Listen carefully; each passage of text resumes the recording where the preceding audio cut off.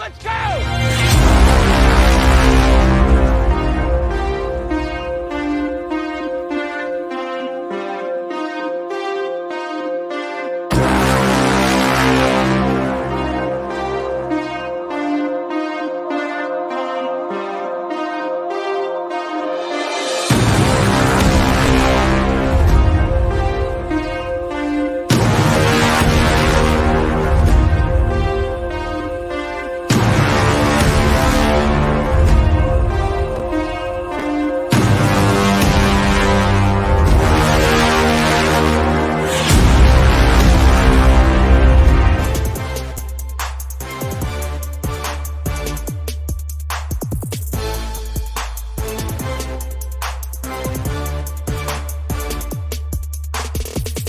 Welcome into a Wednesday edition of Main Street Sports Today, presented by Mid-Tennessee Bone & Joint. I'm Chris Yao, joined by Maurice Patton, and we are pumped for a Wednesday edition because Heather Williams is going to join us here in just a few minutes to talk a little bit about NASCAR. That's always a good time.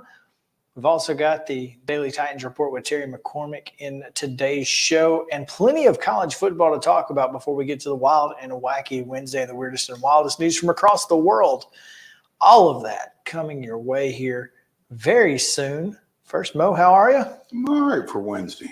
Hump day. It is hump day, in fact. So looking forward to a fun trip to the top of the hill before we head down. And that's where we're headed.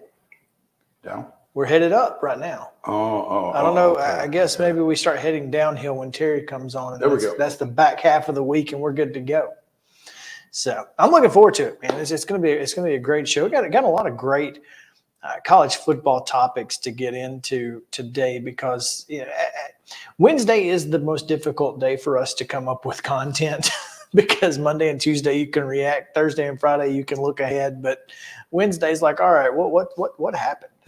But we've definitely found some stuff that's been floating around in the Twitterverse. That's true. It has. More like it. Some of it certainly has. So, yeah, we'll get into it all here in just a moment. But today, Mo, we have a frog and a Dumbo octopus. A Dumbo octopus. I didn't realize octopi had ears, but okay. I think this one does, and that's why it's called that. That is amazing. Who would have ever thought? What are you amazed by? I'm amazed that I'm looking at an octopus with ears. With ears? Yeah. That is phenomenal. I've never heard of such. I still like. Yesterday you were a shrew, by the way. A what? A shrew. A shrew? Couldn't tame you. I've probably been accused of being a shrew or shrewish before. A few times. Yeah. That's nothing new. I'm trying to remember my all-time favorite, though. Here we go. And a rock. Oh yeah, that was your. That's my spirit animal, I do believe. Well, it would have to be a spirit animal since they're extinct, aren't they? Since they are only with us in spirit. Yes. Oh man, those are the anonymous animals that show up in our rundown document that is shared, because when you log into it from somewhere else, they don't recognize, it gives you an anonymous animal, and today those are the anonymous animals. So am I the Dumbo octopus? I don't know. Highlight something and I'll tell you. Oh, my fault. I can go by color here. You are the frog. So congratulations, Justin. You're the anonymous Dumbo octopus. So, you know what they say. If you're feeling froggy. If you're feeling froggy, you can jump. There's no doubt. All right, well, let's get you the actual results from yesterday and today's schedule on the rundown. Here's the rundown. Volleyball action from Tuesday night. Cheatham County swept Stewart County 3-0. Also, Columbia Central swept Franklin County 3-0. As Culleoka did to Santa Fe, Gallatin to Hendersonville, and Loretto to Hampshire. It was Lincoln County in 5, games. That's over Lawrence County 3-2. Middle Tennessee Christian with a 3-0 win over Battleground Academy. Murfreesboro Central defeated Community 3-0. It was Providence Christian 3, Grace Christian out of Franklin 2. And Stewart's Creek with a 3-1 win over Smyrna. Girls soccer action beat you 1-0 winner over Hillsboro. Summit and Brentwood played to a 1-1 draw. Clarksville Academy blanked Northeast 5-0. And West Creek was a 4-3 winner over Clarksville Northwest. Sorry, I couldn't see it. I was like, are we sure? Spring Hill and Columbia coverage on MainStreetMurray.com of their 2-2 draw that made the season a 3-3 draw, right? It was 1-1 the first time? No, it was 2-2 the first. Oh, so just same verse second as the first. Yeah, if it sounds familiar, it's because it is. It is. Okay, there you go. Cookville 1-0 over Wilson Central. Dixon County a 9-2 win over Cheatham County. Lipscomb Academy 6-2 winners over Innsworth. Harpeth falls to Sycamore 3-1, while Hendersonville gets a win over Mount Juliet 4-3. It was Nolensville 3, Independence 1. Antioch a 4-3 win over John Overton. Laverne down Smyrna 1-0. Stewart's Creek blanks 11 and 5-0. Liberty Creek edges Green Hill 3-2. Station Camp a 9-1 winner over Macon County. Martin Luther King was a 3-1 winner over Merrill Hyde. Also, Middle Tennessee Christian was an 8-1 winner over Marshall County. Murfreesboro Central defeated Rockvale 3-0. It was Nashville Christian 6, Goodpasture 1. Portland with a 9-0 win over East Robertson. Franklin doubled up Ravenwood 2-1. It was Blackman 8, Riverdale 3. Oakland with a 1-0 win over Siegel. Harpeth Hall defeated St. Cecilia 3-2. DeKalb with a 4-3 win over Watertown. White House 2. White House Heritage 0. And STEM Academy 1. Whites Creek 0. In Major League Baseball action, big showdown out west as Seattle defeated the Houston Astros 6-2. Sorry, Wade. St. Louis closing out the season in style, I guess, defeating the Milwaukee Brewers 4-1. Cincinnati with an 11-7 win over the Guardians, and just when you thought they were dead, the Braves rallied back from a 6-0 sixth-inning deficit to knock off the visiting Chicago Cubs 7-6, striking out Dansby Swanson for the final out. Yeah, no irony there. WNBA semifinal series, the New York Liberty evened their Eastern Conference series against the Connecticut Sun with an 84-77 win. And the Las Vegas Aces took a 2-0 lead over the Dallas Wings with a 91-84 victory. Today's schedule, volleyball action at 4:30. Lawson is at Martin Luther King. Innsworth is at Siegel at 5:15. At 6 tonight, it's Pope Prep hosting Valor Collegiate, and Smyrna at Rockville at 6:30. You can see Hillsboro at Siegel and Summit hosting Spring Hill. Girls soccer action at 5:30. Clarksville's at Brentwood Academy, and Franklin County is at Blackman at 7. Major League Baseball tonight, 5:10, Reds at Guardians. 6:10, Marlins at Mets. That's a doubleheader, game 2 of a doubleheader. I'm not sure who's winning game 1, but we'll talk about why it's a doubleheader a little bit later. Cubs at the Braves at 6:20, Cardinals at Brewers at 6:40, and at 8:40 tonight, the Astros continue at Seattle. NHL preseason action at Bridgestone Arena. The Preds welcome Tampa Bay. And that, folks, is your rundown.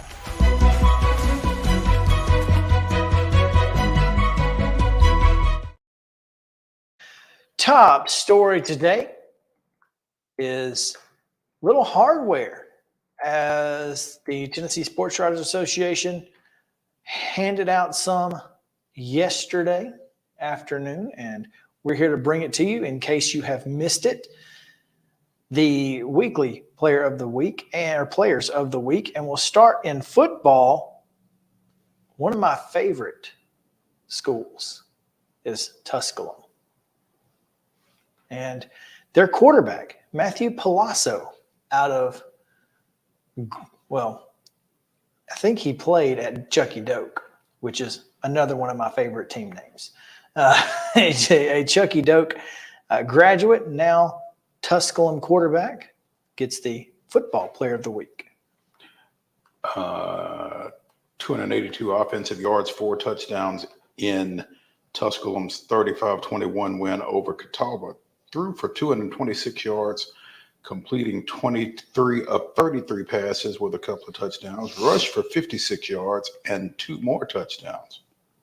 So Not a bad day at the office for Mr. Palazzo. No relation to Enrico. Probably not. Yeah, defensively, Chattanooga linebacker Alex Mitchell, 5 tackles, 38-yard pick six in the Mocs 47-24 win over number 17 Samford in SoCon play. Chattanooga held Samford to 2 of 5 red zone trips and forced a +3 turnover margin in that win. So, win the turnover battle. There you go. Congratulations to Mr. Palazzo and Mr. Mitchell, the Tennessee Sports Writers Association's Offensive and Defensive Players of the Week on the gridiron. On the pitch, Swanee goalie Nathan Van Hove of Richmond, Kentucky, had a pair of shutouts and gave up 1 goal total in 3 games with 18 total saves. 9 saves in a 2-0 win over Covenant, 4 in a 0-0 draw with Berry, and 1 goal on 6 shots in a 1-0 loss to number 18 ranked Berry. So, again, congratulations to Mr. Van Hove. Cumberland. They played Berry twice? Apparently. Number 18, Berry, and they drew and lost 1-0. That's pretty good. I think that's good. Cumberland junior midfielder Brenna Swiger from Franklin, Tennessee. 5 goals and an assist as the Phoenix opened Mid-South Conference play with a 13-0 victory over Freed Hardeman. Also had an assist in Cumberland's 2-1 win over Missouri Baptist. Ranked 2nd in NAIA with 12 goals, 3rd in assists with 8, and 2nd in points with 12. So, congrats to Mr. Van Hove and Ms. Swiger. A Franklin grad. Is she a Franklin grad? I mean, there's more than one school. Yes, but I went to look. That's because fine. that's why because I was like, there's 3 schools of Franklin addresses. So, I'm going to. 4. You could technically. I mean, Independence gets a lot of Franklin, Tennessee natives. So because they get thinking of Westfield. Grace Christian. Well, that too. But yeah, she went to Franklin. I went to her Twitter page and found out. There we go. And at the net, Tennessee State hitter Jayla Holcomb led the Lady Tigers to a pair of 3-2 victories over Tennessee Tech, opening Ohio Valley Conference play. For the weekend, she recorded 42 kills and 9 blocks, had 49.5 total points in the 2 matches for the Lady Tigers, the defending Ohio Valley Conference tournament champions. So, congratulations to all of the Tennessee Sports Writers Association's weekly honorees this week. Absolutely.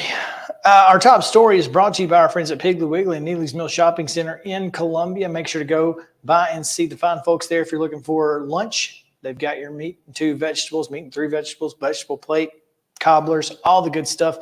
Go see them. It's for a great price. You cannot beat it anywhere in town. Also, they've got fresh hand-cut meats and produce, and it's all cost plus 10 at the register. So, again, Piggly Wiggly, Neely's Mill Shopping Center. Go see them.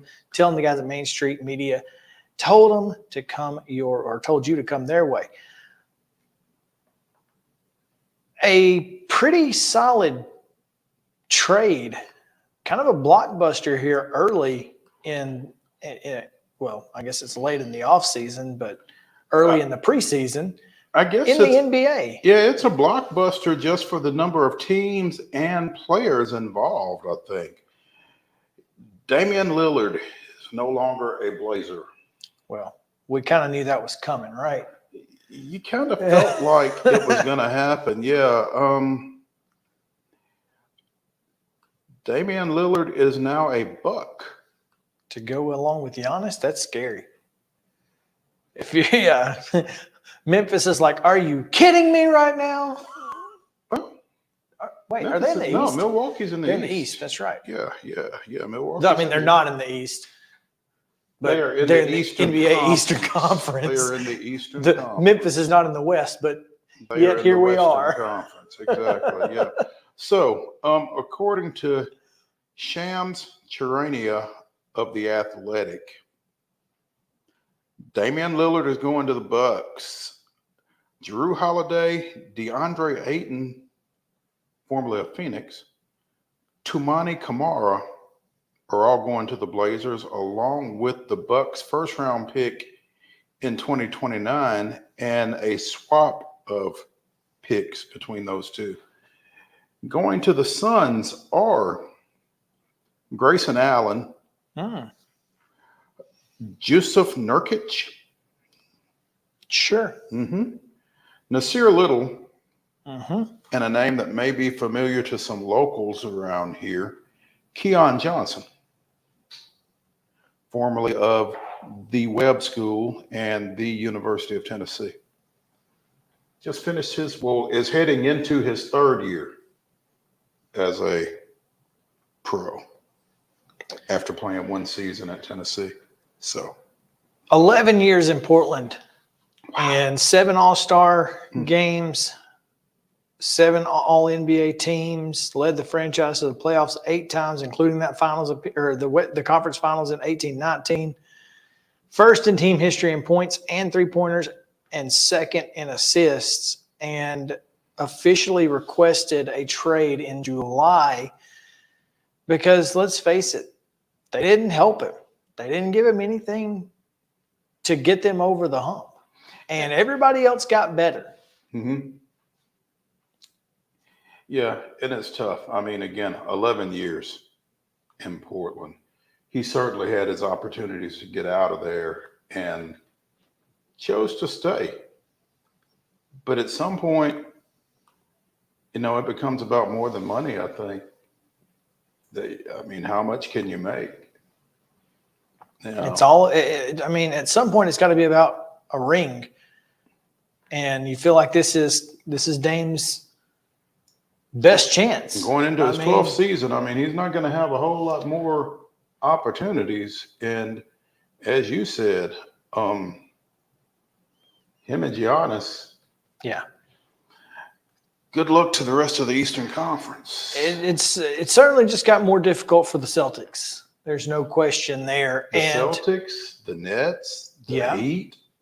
So I just the Bucks are now the fourth on the list of favorites behind Denver, Boston, and Phoenix. Which Phoenix, even without DeAndre Ayton? Well, don't they have Durant? They still got Durant. So, I guess that gives you some sort of cushion. Yeah, one would think. So, yeah, their roster right now is, Grayson Allen, Kevin Durant, Saban Lee, Vanderbilt. How about that? They've got one superstar. Outside of that, Bradley Beal is and Devin Booker. That's it. That's their big three. Devin Booker, as big threes go, isn't bad. No, absolutely. Reading from Charania's article, the blockbuster deal has ripple effects that will be felt around the entire league, including other teams who had been seen as possible destinations for Lillard. The Miami Heat had long been believed to be the most likely destination for Lillard, with the NBA superstar letting it be known that it was his preferred destination. In recent days, reports had emerged that the Toronto Raptors could wind up with Lillard. In Milwaukee, Lillard will join forces with one of the top players in the league in Giannis Antetokounmpo, making the Bucks an instant title favorite. You think? I don't know how they're not the favorite at this point. In a fantastic grasp of the obvious right there. 33-year-old Lillard just put together an all-NBA third-team season last year. 32.2 points, 7.3 assists. Goodness gracious. The Bucks now have 2 of the 6 players that scored at least 30 points per game last season.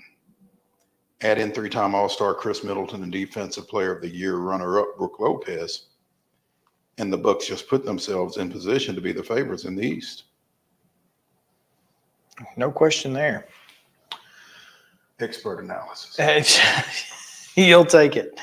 All right, that's going to do it for our top story. When we come back, talking NASCAR with Heather Williams. So stick around on Main Street Sports Today, presented by Mid-Tennessee Bone and Joint. Back after this.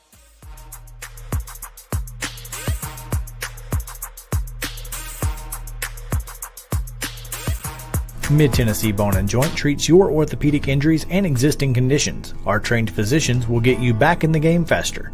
Contact us at 931-381-2663 or www.mtbj.net.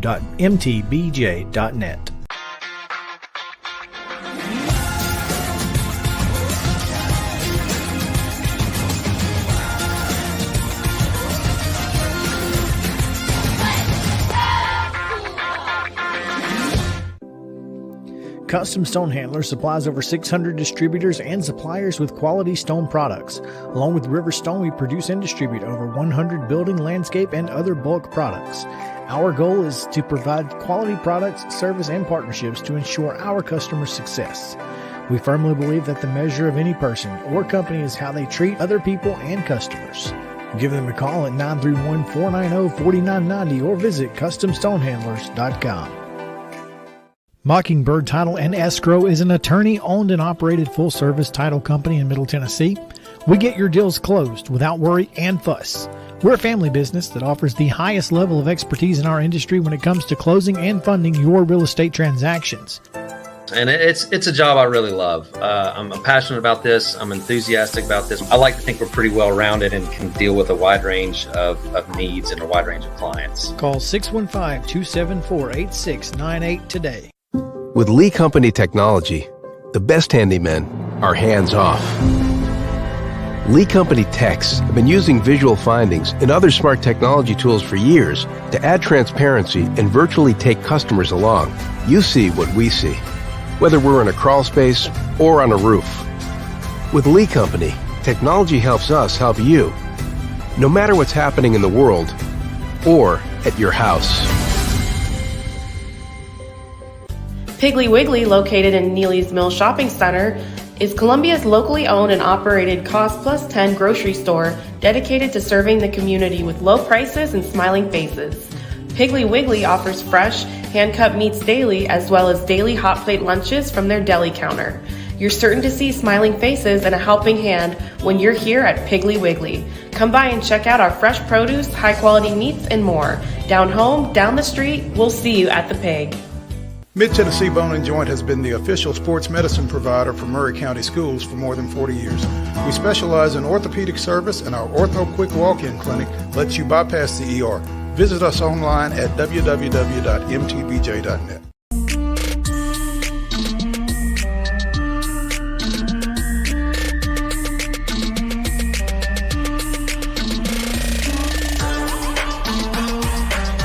Welcome back in Main Street Sports Today, presented by Mid-Tennessee Bone and Joint. Chris Young, Mo Patton here with you on this wild and wacky Wednesday. Glad to have you guys with us as we continue on our journey to the back half of the week. Mo, it is time for our weekly segment with Heather Williams, who joins us. And folks, it's time to go to Talladega. It is. It's like going to another planet. I mean, it's both on the track and off the track. I know how close Talladega is to Middle Tennessee. If you're a race fan and have not had the Talladega experience, I'm just going to tell you, put it on your bucket list right now. You will not regret it. It's amazing. Now, is that capital T, capital E, the Talladega experience? Is that the way that works? Oh, for sure. For sure. All letters capitalized, screaming. I mean, the infield, the parties, the drive up there, the things that you will see. It is quintessential NASCAR. You will not regret it. It's funny. I remember being on I-20 at some point between Birmingham and Atlanta. I guess I don't know why, but I mean Talladega is off of I-20, but you can't see it from there. But No, because it's really still probably about 5-10 miles. Well, off the you interstate. can see the grandstands. You can see the Can you really? grandstands, but on race weekend, you know it's happening because the flags are up, the porta potties are out, and the campers are there. When they start putting porta potties out, that's when you know you start stocking up on food because you're not leaving the house for a while. Yeah, because you're going. Because let me just tell you, they have. It's been probably 10 years since I've been there, but they have 6 lanes, 3 going each direction. Well, 2 lanes going each direction. Plus, they make the median a lane, but all 6 lanes are going into the track, going in to before the race, and all 6 lanes are going out. And I made the rookie mistake. Well, it wasn't my mistake, but there was a credential issue one year when I went down there. The person normally credentials was on maternity leave, and the new person didn't get my credential. Anyway, I didn't get into the track. This was very early in my career, like 02 or something like that. I literally had to sit there at the track for like an hour to wait for them for the outflow of traffic to get out because you can only go one way until the race starts. It's crazy. It absolutely is nuts, and it's insane when you. I mean, I went to school, 15 miles away.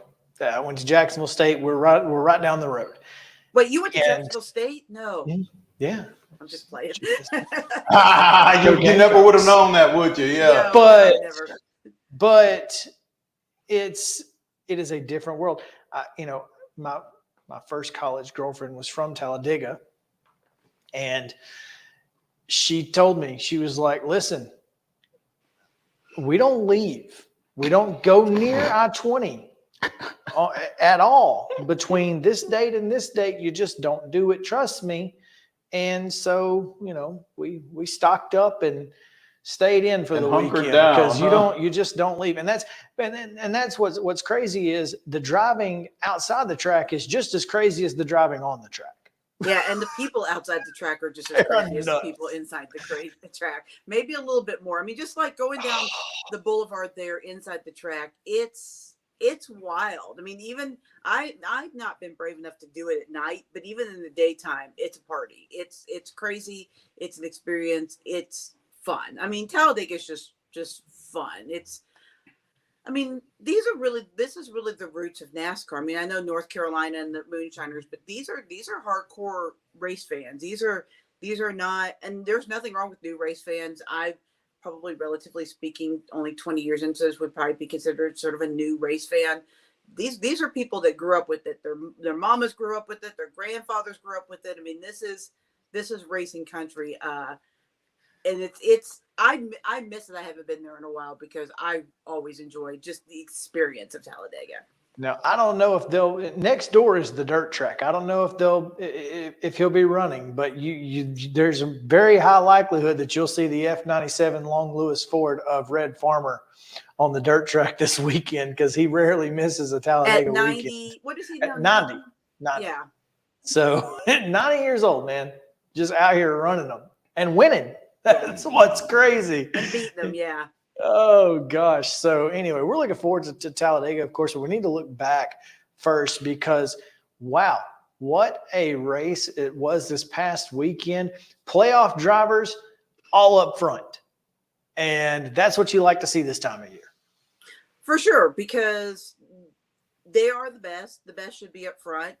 And it certainly makes it more dramatic when you're going into a place like Talladega, which is such a wild card, and everybody still has a chance to get in. Like nobody is eliminated. Nobody's 40 points back. Well, I guess Denny is pretty safe because he's more than the race up. But everybody else, and William Byron's locked in, but everybody else has like a chance to either fall out or jump in. So it's perfect. I mean, it was a good race. It was not quite as crazy or entertaining as the last time we were in Talladega, but that's probably good. I mean, in Texas, but that's probably good because the last time was nuts. No.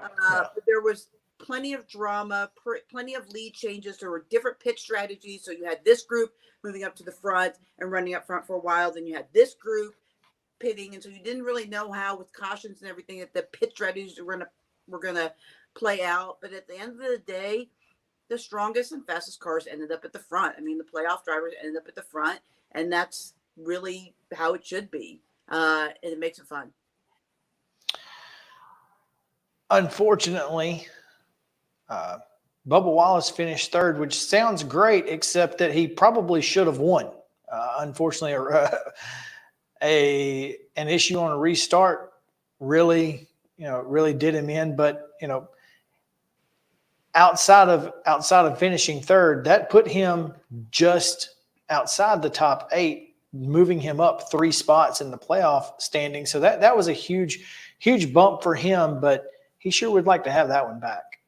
Probably, but I mean, I think that if you put any driver in the garage area in the position that he had to do restart after restart after restart, that's true. Out front, people are going to figure out what you're doing, and they're probably going to beat you. I mean, he was put in a tough situation. He clearly had the strongest car all day. I mean, smoked him on the pole, got to the pole, ran up in the top 10, really the top 5 all day long, and had a chance to win. But that's just a tough situation with all those cautions to have to make those restarts over and over again. But what he didn't do, that I think maybe Bubba in the past would have done, was, even though he didn't have the greatest restart, he didn't let it ruin his day. He still finished third. He still got a good finish out of the day. He's still in a great position going to what is arguably his best track in Talladega, or definitely one of them.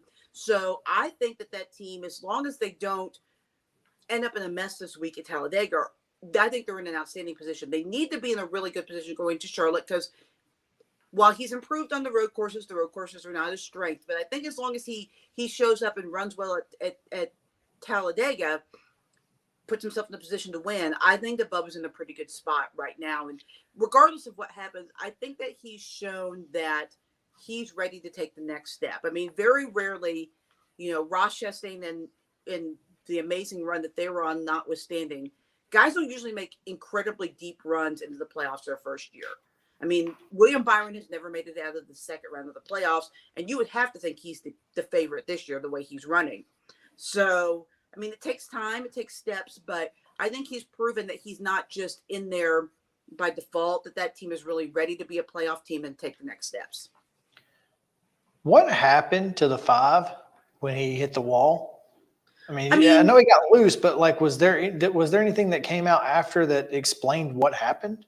No, I think it was just aero. I mean, I think he said that the cars hadn't reacted reacted that way all day to making that move and trying to get a side draft off the car. But I don't know that he made that in exactly that position. Maybe exactly with that different makes of cars have different arrows and that kind of stuff. So I haven't seen where there was an issue or a problem. I just think that the car reacted differently based on whatever factors to diving into the wall there side by side with Bubba, and he wasn't prepared for that reaction, and so he wasn't prepared to correct it, and so he just whipped around faster than he could react. I don't think it was anything more than that. I haven't seen anything where there's been like a mechanical issue or anything that's been discovered on that car. Gotcha. Before we get into talking about what's going to happen this weekend, one big story today, Kyle Busch has sold his truck series operations to Spire. Yeah. And that seems like big news, because it is wasn't his plan to go back to the trucks when his kid got old enough or something? So it's kind of confusing. I mean, he's been talking about, wanting to run trucks with this kid, but I don't necessarily he ever said that he wanted it to be a KBM truck. Truck teams are expensive, and yeah, they are. And running those operations are expensive. When they made the switch from Toyota to Chevy, the support and the money that Chevy puts into it is different than what Toyota did. And I just think that there are a lot of factors. I haven't talked to Kyle, so I don't know exactly what the factors are, but also, running that team and trying to follow, his dream of winning more championships, also being more involved in Brexton as he's racing while still trying to run that team. I mean, that gets to be a lot. And I think the third factor is that there's a lot of money involved in this deal. I think what you're going to see, because of the equity firm that Spire has paired up with, it's the Andretti Group. There's a lot of money involved in that. I think you're going to see Spire really start to be a major player in all the series. I mean, they bought a charter. They're renting one of the top-notch drivers from Trackhouse to run that car next year in Zane Smith. I was just about to mention that. You killed my transition. Well, it's all good. But I mean, they're really trying to make a bid to be up there in that tier. You know, you've got the traditional powerhouses of Gibbs and Hendrick, and I guess to a lesser extent Stewart Haas and Penske and the Fords, because they're struggling a little bit this year, but traditionally they're up there. Then you've got kind of the new up and comers like 2311 and Trackhouse, and I think Spire really wants to be in that tier. I think they really want to compete. You know, obviously they had to have made a pretty good play with Corey LaJoie to get him to stay, because I think Corey had some opportunities outside of Spire based on what he's done.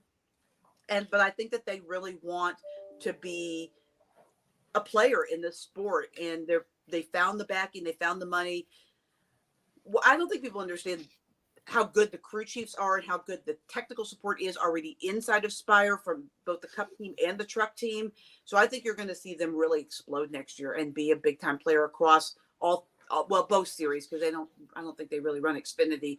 They're hooked up a little bit with Hendrick Motorsports for support, but I think you will see them explode next year. Yeah, and you mentioned Zane, and he is part of now what is a 4-driver team for Trackhouse with Ross Chastain and Daniel Suarez, and SVG signing a semi-contract with development Trackhouse. Contract, yeah. Yeah, and so, but this is huge. I mean, Trackhouse very quickly making waves in this sport. Well, I mean, Justin Marks is a really good driver. He's a super smart businessman. I mean, and I think you see that those are the kind of people that succeed. I mean, Richard Childress was a good driver. He was a better businessman, and he built a powerhouse.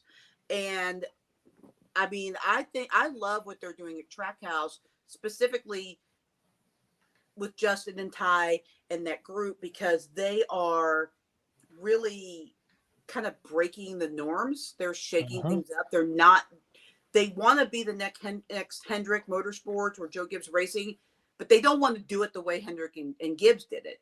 And it would be really easy for them to just follow this blueprint and do this and do that, but they've really forged their own path, and it's been incredibly successful. I know a lot of people would probably look at this year and go, well, Ross isn't having a great year and Suarez missed the playoffs. How can you say it's successful? But people still have to understand this team didn't exist 2 years ago. Yeah, to have a guy in the playoffs and another one missed it by one spot. I mean, that's pretty dadgum good. Growth is not linear. Like, it doesn't just go like this. It goes like this. And typically, they are well, I mean, almost always. Even my Chiefs have taken a few steps back with Patrick Mahomes. It hasn't been a Super Bowl championship every year. Because everybody else is just too good for you to do that. But that's an incredibly successful organization, and they just keep changing the game. And that's what I love about what they're doing there, is that Justin and Ty and Pitbull and Ross and Daniel and SVG, they just keep changing the game. And that's what makes it fun. Well, that's why we are Trackhouse fanatics here at Main Street Sports today. Well, it is Talladega week, and obviously you mentioned how good Bubba is at this track. Certainly expect the 23 to be near the front, but again, as we say every single time, it's a crapshoot. It's a super speedway. Anybody has a chance. You just got to be on all four wheels running when the white flag comes out. Well, and what I love about this, what's fascinating, is that all the guys that are kind of on the outside looking into the playoffs are guys that have had a lot of success at Talladega. Ryan Blaney has won at Talladega. well, Brad's now in the playoffs based on last week, but Brad Kozlowski is amazing at Talladega. Bubba is good at Talladega. You just look and the guys that really need a big performance are all good at Talladega. So that makes it even more fun because any of those guys can win this week. And then guys just right on the outside that didn't make the playoffs, make this round of the playoffs. Michael McDowell's really good at Talladega. Chase Elliott's really good at Talladega. So it's going to make it a fascinating race just because stage points and finishing and all that stuff's going to be so important. There's going to be a fine line of how much risk you take and is it worth the possible reward. Should be an exciting race as always at Talladega. So Heather, as always, we appreciate it. Looking forward to this weekend. Looking forward to talking next week. And we've got 2 more races before the end of this round of the playoffs. So got to get a win now. Might as well do it this weekend. We appreciate it. Put it away. No stress going into the Roval would be most drivers' preference, I think. No question. No question. We'll talk to you next week. We appreciate it. All right. See you guys. All right. We're going to take a break. Baseball chatter when we come back. I say that because we've got more than just Braves on the other side. So stick around. Main Street Sports Today, presented by Mid-Tennessee Bone & Joints. Back after this.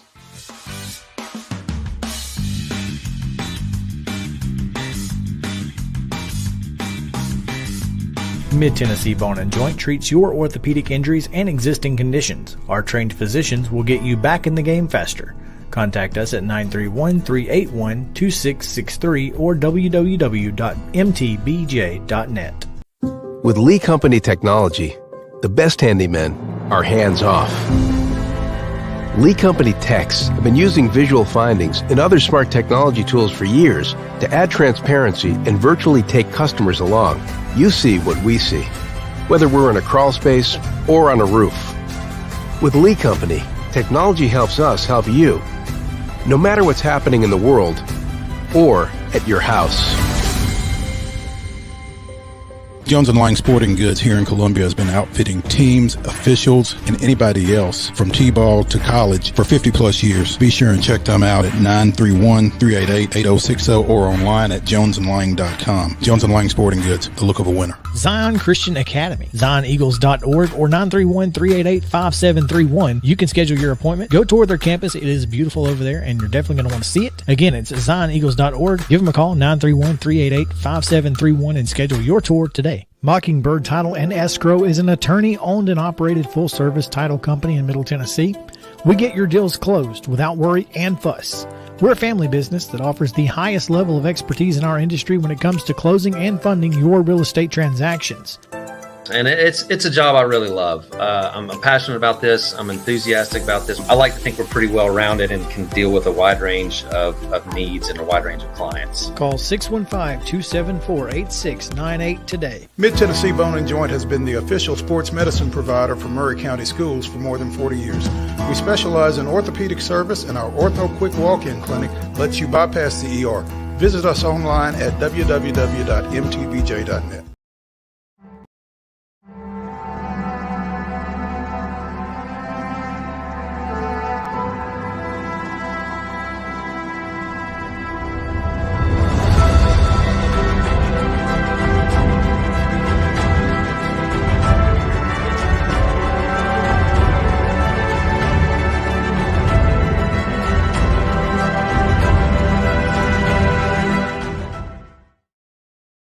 Twenty-seventh, 2002. In his first full season as a closer, John Smoltz set a National League record when he worked 1 1/3 shutout innings to preserve the Braves' 3-1 win over the host Mets in the opening game of a doubleheader sweep.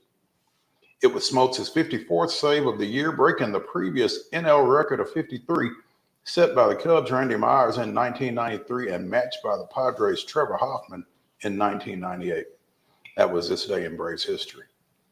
Yeah, he would have just tied the record if Randy hadn't blown that save against the Giants and then got the win later when I was there at Wrigley Field. Today would have just tied the record. Tomorrow, this would have been this day in Braves history. But instead, here we are.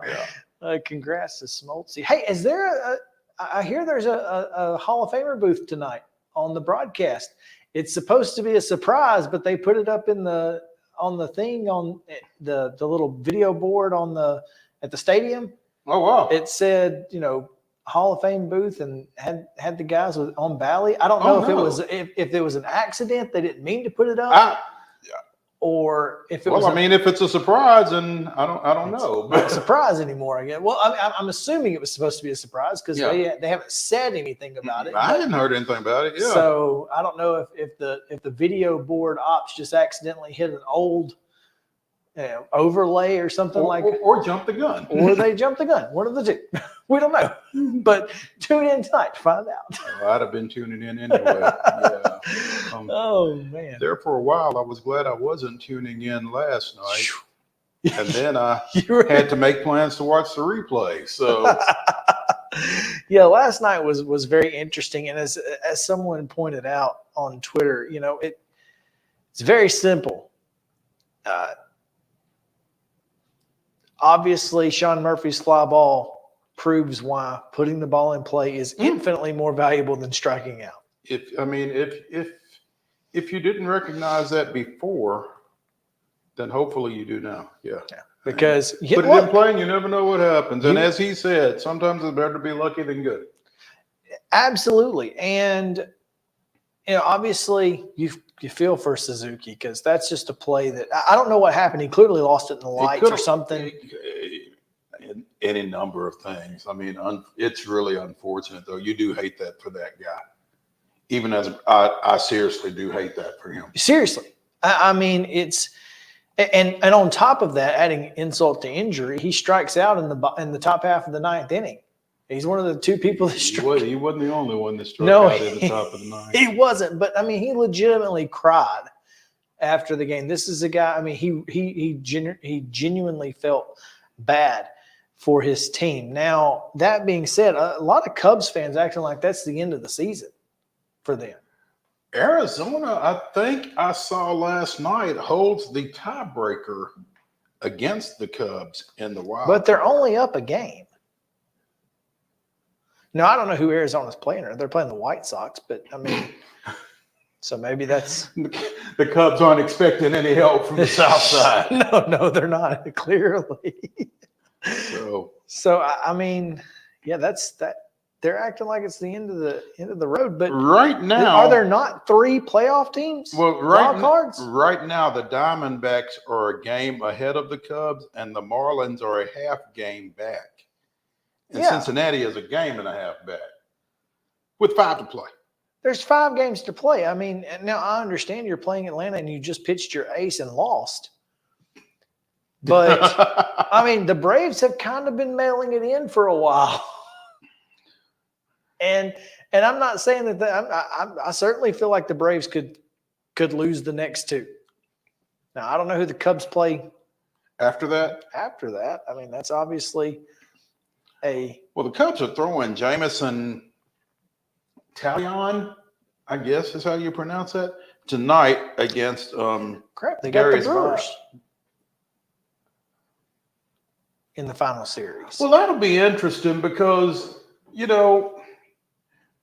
do the Brewers mail it in for the final 3 games, or do they go out and play hard against the team that's playing the Cubs in the playoffs? Because that would probably be the matchup. Well, even if it wasn't the matchup, they could potentially see them, and you don't want to see them. But it would be. The 3 and 6 would play. Mm-hmm. So you'd have to go right back into another series with them. So maybe that's what Cubs fans are fretting about. Also, the Cubs have Marcus Stroman going on Thursday. Braves starter TBA Darius Vines tonight again. Yeah, you'll get whatever you get from the Braves at this point. Man, just need to win 1 though, or the Dodgers to lose, and you're the number 1 seed in the. Here's the thing, though. Right now, I want home field all the way through the postseason, but my bigger concern is past Strider. Who the heck's going to be healthy enough to take the bump? I mean, Freed's got the blister on again, off again thing. You're talking about over the next 5 games? Well, no. I mean, after we get through these 5 games. Well, you got a half a week off, if not a week. Actually, it is a week because your next game is not till Monday. So, yeah, you get the full week off. And so Max is going to be back. He pitched fine with the blister the last time. The entire pitching situation has me concerned. Well, sure. But, I mean, again. Because, if Bryce Elder. So long as Max can pitch twice in the series with his blister, we're fine. Game 3 is probably going to be, because of the way the schedule sets up, you could empty the bullpen in game 3. Because there's an off day the next day. And so you've got plenty. The way it sets up, you could empty the bullpen. You go hand, you go to get through, if it's the Phillies, you go hand to get through the lefties at the top of the lineup. Then you go to Elder, who can get you the bottom half of the lineup that gets you through 3. Then you go, you go to Chavez, who can get you 2 more innings, maybe 3. And then you're into the 7th, 8th, 9th and hope you're winning. Well, and if not, win the first 2 games, and that one you can afford to lose. Well, from that's the way I look at it, I guess. From your mouth to Brian Snitker's ears, I don't know. But man, as concerned as I am about the pitching situation right now, what the Braves did last night is what the Braves do. They scored 3 in the 6th, down 6-0. They scored 3 in the 6th, 2 in the 7th, 2 in the 8th, and got another win in their last at bat. And I believe it was Dallas Britt who mentioned last night that this team kind of felt like it had melded in since it clinched, and they were just trying to get to the playoffs. And someone said, well, that's historically not been very good, because once the Braves turn it off, they've not been able to turn it back on. Well, and I think, and that happened literally right before the offense started turned it back on. hitting. So I'm curious and hopeful that that's kind of the way and that's what we're seeing. Now, obviously the pitching staff needs to do the same, and that's why I would like to see the National Series be treated like a playoff series mentally. I think you kind of have to, because you're going to have that time off. Because last year what we saw was the Mets series was, holy crap, it's peak baseball. You got to win to be in, that sort of thing. And you do. They won, lost the next 2, and barely won the last one. But I think the fact that they clinched so early kind of helps with some of that. Yeah, the hangover has been last longer. of the season last year, we've already kind of gone through that. The hangover has been longer. You have an opportunity to get over the hangover and back to normal.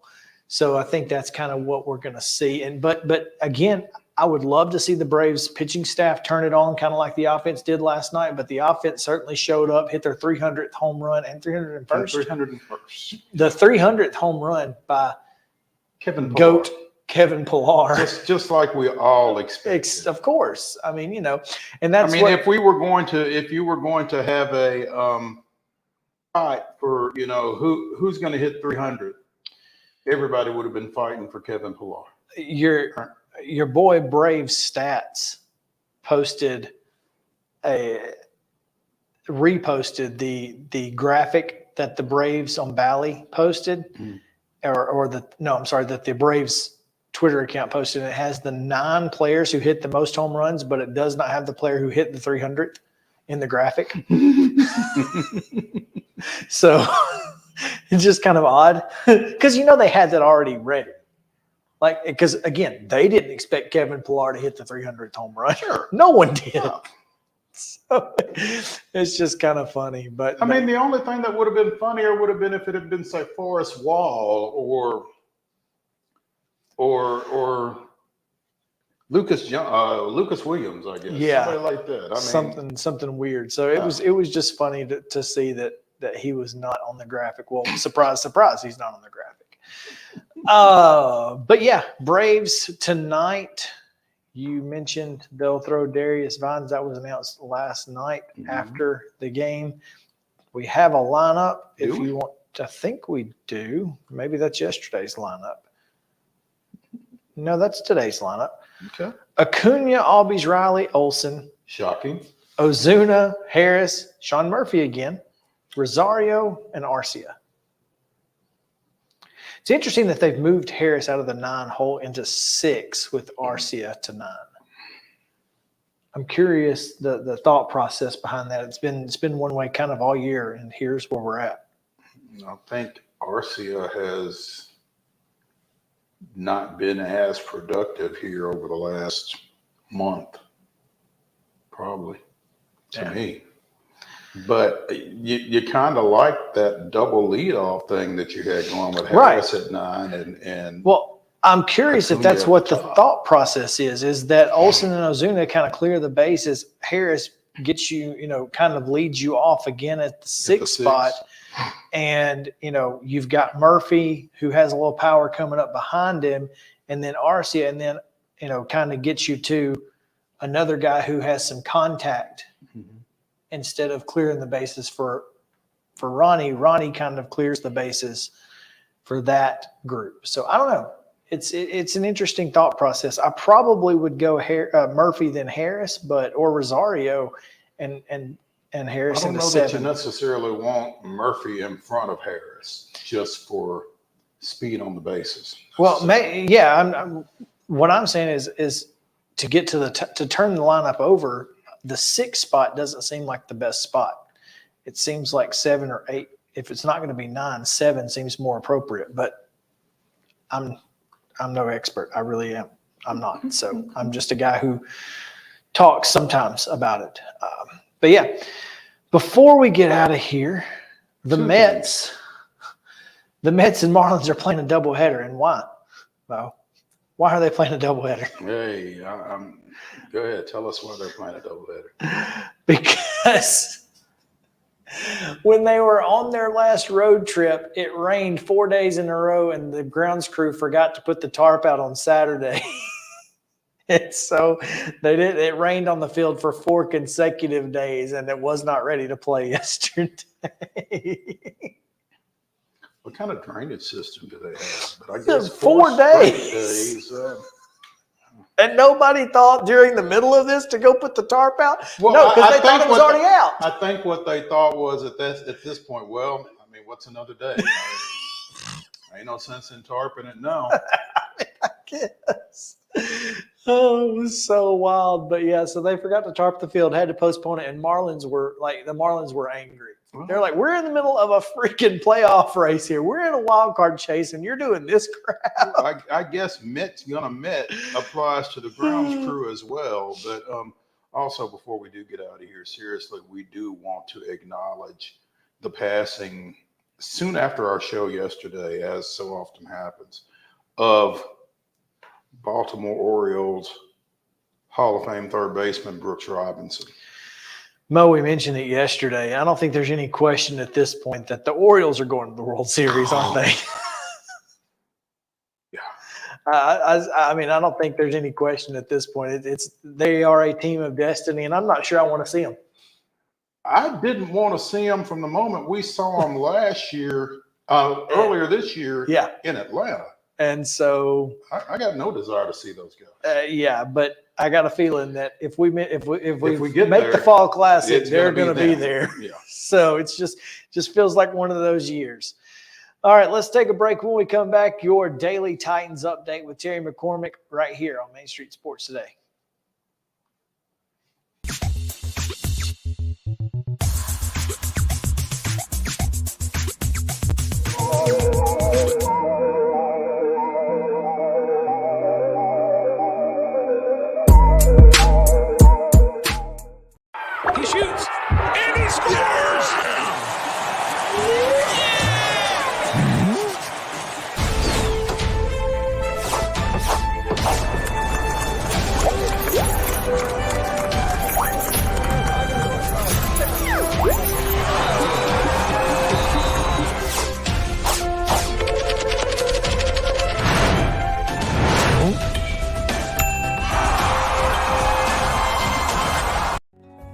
Since 1975, Mid-Tennessee Bone and Joint Clinic has treated the orthopedic needs of Middle Tennessee residents. The trained physicians provide surgical options and minimally invasive options to treat all orthopedic needs. The walk-in clinic, OrthoQuick, helps you bypass the ER while treating sports injuries and acute needs Monday through Saturday. Visit MTBJ online at mtbj.net or on social media at Mid-Tennessee Bone Joint Clinic.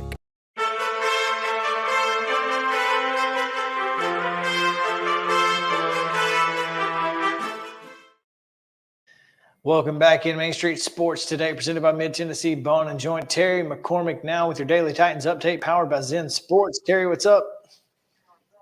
Guys, it is your Daily Titans update, powered by Zen Sports, changing the bonus game for the better. But before I go into the Titans, you guys were talking about how the Braves, I guess, had a guy and they hit their 300th homer as a team last night, right?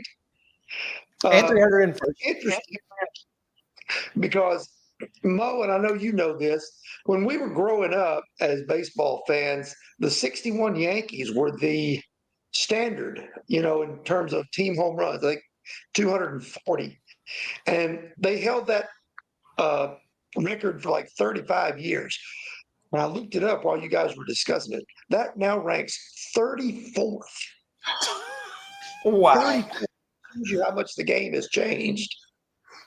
Wow. That's pretty incredible. That is incredible. Yeah. I wouldn't have thought about that. Anyway, back to the Titans. We got an injury report. Peter Skoronski made an appearance in the locker room today. Now, that doesn't mean he's ready to play, guys, because he said that he had his appendix taken out. It had actually ruptured, he said, but he was at the hospital. They caught it in time, so it was not an overly serious matter, but he has lost some weight, lost his appetite for a while. He looked to be several pounds lighter. He wouldn't say how much he'd lost, but it may be another week or two before this guy is ready to step back into the lineup. And I think we can all agree that they really do need him in the worst way. Not that Dylan Radins has played terrible, but Peter Skoronski as that first-round pick does seem to make this line another level better. Yeah, anybody else that we can expect? There are a couple of other guys who were not present today. The injury report has not yet come out. Gotcha. Or if it has, it's come out in the last minute since we've been on the air. But a couple of guys that were not at practice today were Tierre Tart, Elijah Molden, also Luke Gifford, special teams linebacker, and Anthony Kendall, special teams cornerback. So some interesting names missing there from the Titans practice. Tart has been battling a groin issue and a knee issue, so he's probably just getting a day off to rest.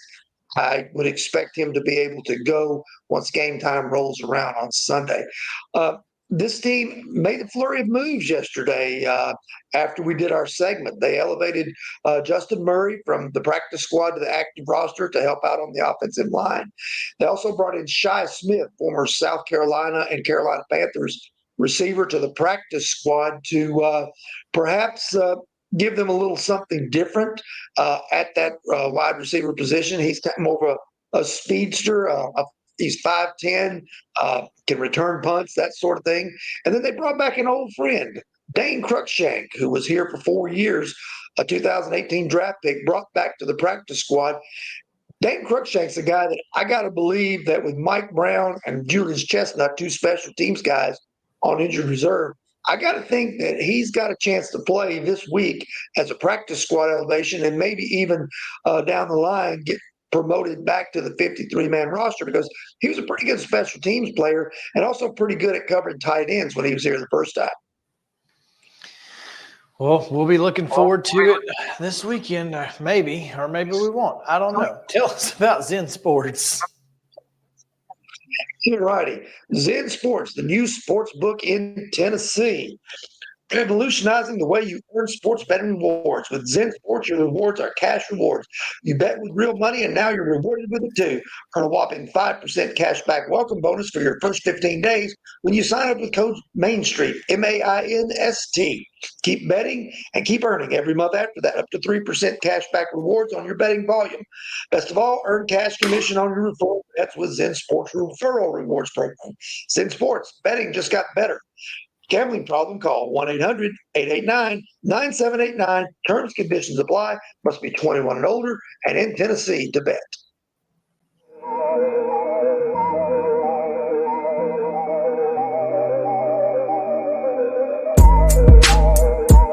Y'all, I'm serious right now. They have a dragon here. I saw it. But no, they don't. There's no such thing as dragons. I swear, I saw it. It had huge claws. Get out of here.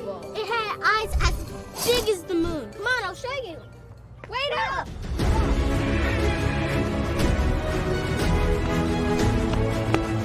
Do you hear that? We're almost there. Whoa! I told you so.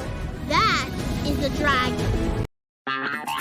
This is Chris Yao with Main Street Sports Today. Every show, Mo Patton and I welcome friends from all across the sports landscape, from high school coaches and reporters to national, college, and pro sports personalities. You never know who might stop by for a chat. AP Tennessee Sports Editor, three-time Tennessee Sports Writer of the Year 2020 TSWA Hall of Famer. She covers the Titans, the Predators, the Grizzlies, college football, and hoops. Please make welcome Teresa Walker. Former University of Tennessee, former Team USA Olympian, ex-Cy Young Award winner, R.A. Dickey. R.A., did I miss anything? Man, that was sweet. Yeah, I need to listen to that before I go to bed every night. That was nice. Has 5 sports Emmys. That's not bad for the other guy in Wham, Ryan McGee. The other guy in Wham married the best looking girl, Bananarama. So the other guy in Wham had a pretty good life. From preps to pros, we're taking on the sports topics you care about. Tune in across Main Street Media social platforms at 2 p.m. or on demand on your podcast distribution platform of choice.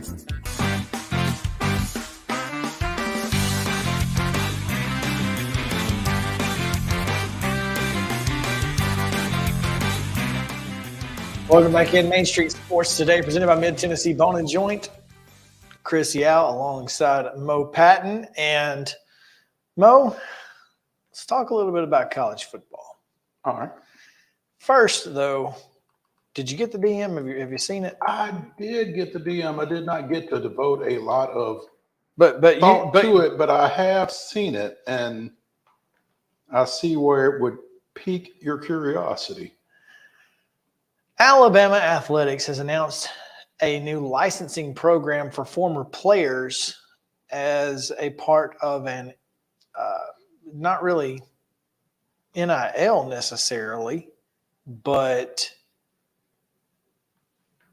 it's because I guess they're no longer players. It is NIL because they're profiting from their name, image, and likeness, but it's a licensing opportunity. So if you want a Derrick Henry number 2 Alabama jersey, you can get one now. And will Derrick Henry get a part of that theoretically? It's it's a good question. I've tried to read this and don't really know. It doesn't say. Well, But the quote from UA Athletics regarding this group licensing initiative: "We are excited to offer the opportunity for all of our former players across all sports to co-brand their NIL with the Alabama brand for the rest of their lives." so I guess maybe they can sell them. So like Haley McClenny, she does a camp and wants to sell an Alabama softball jersey with McClenny and the number 8 on the back. I guess she could do that, and it would be legal.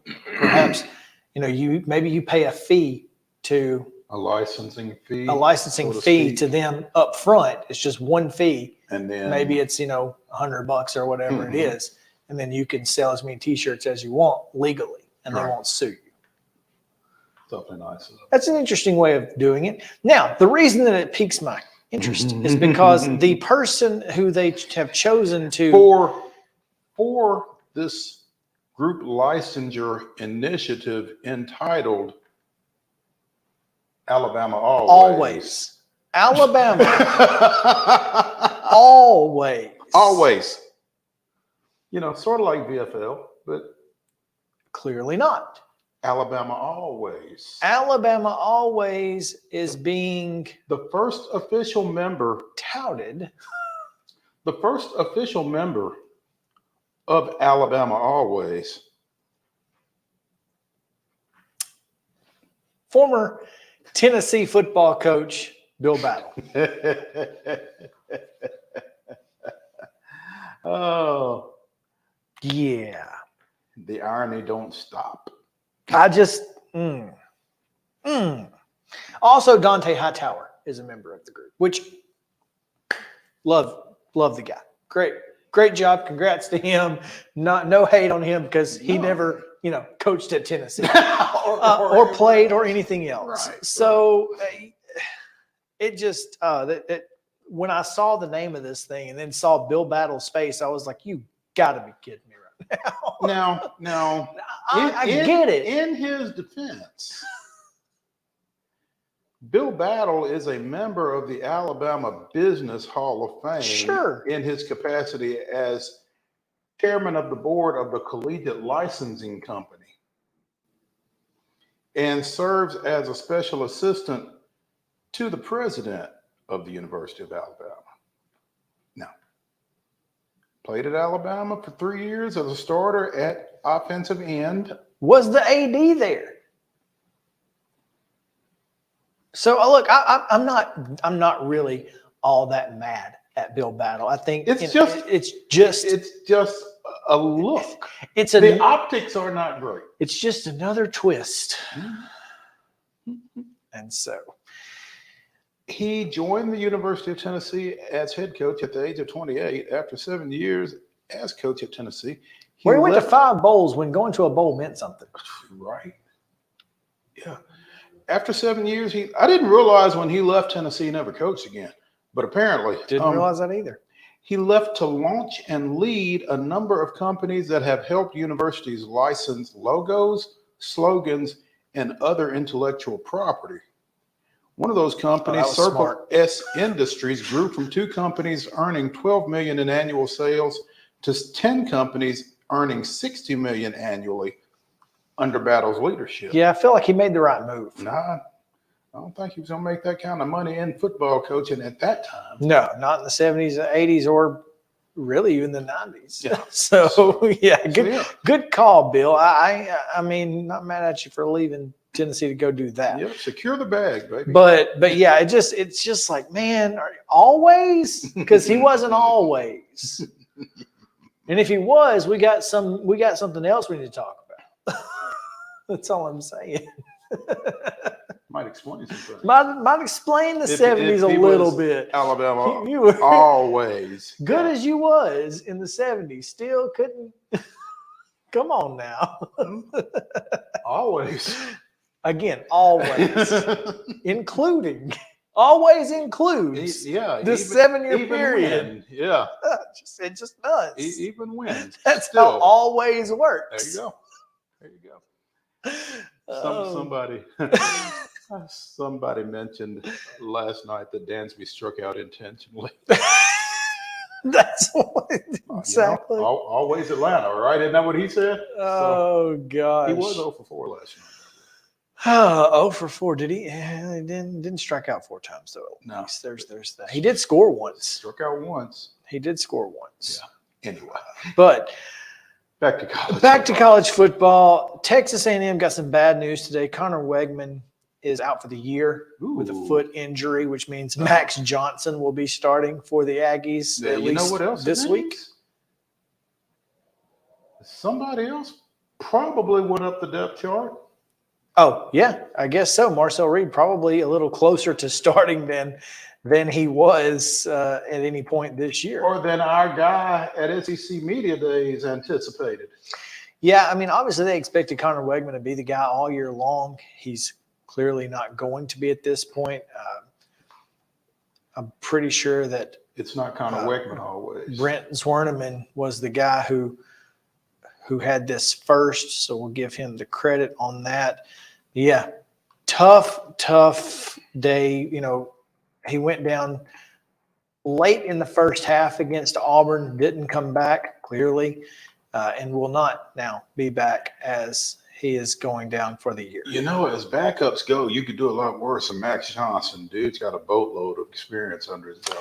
Well, there's that. I think you're exactly right. I think that, if you've got to go to a backup, Max Johnson certainly gives you a better chance to win in the SEC than a lot of folks.